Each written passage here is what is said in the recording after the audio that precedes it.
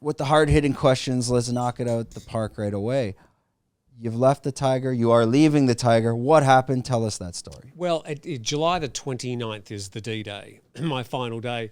I came to the decision about 3 months ago.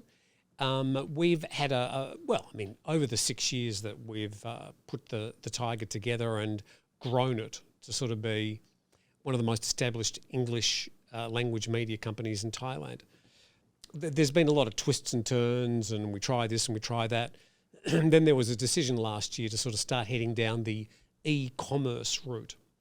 In other words, moving away from just being media, providing free news, to, I suppose, weaponising that traffic and turn it into actual cash to grow the business in a different way. And there was some dissension in the board, and I was one of those people that sort of didn't want to go in that direction, but it was decided that was the direction that they were going to go. And all I can do is just wish them the absolute very best. But it wasn't something that I had any knowledge about or any interest in, although I could see it was a great way to sort of progress the company if the right people were involved. So it was time for me to step away after 6 years. I was the founder of the Tiger, and I was the oldest person in the business by a long way.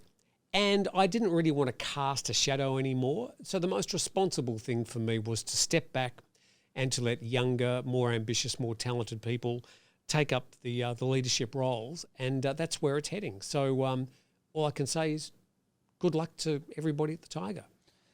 Now, working at the Tiger, you're wearing many hats. Can you speak now more openly? Like, what was your actual position at the Tiger? And you know, both from the audience side and your colleagues' side, what were you doing behind the scenes? Well, I mean, I was, for quite a long time, I was the CEO, but I think that perhaps gives you the wrong impression. I wasn't sitting in an office sort of with a pointer saying, you do this and you do that and you do that. I mean, I was very hands-on.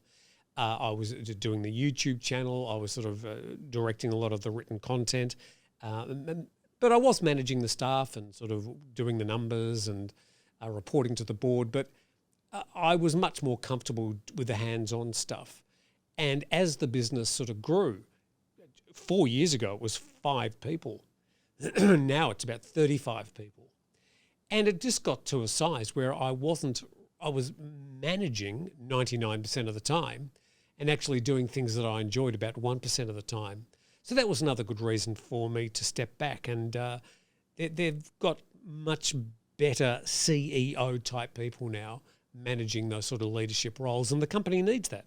Because when you've got so many people, a lot of them Thai, you've got to manage that. And it takes a lot of time and effort to get it right.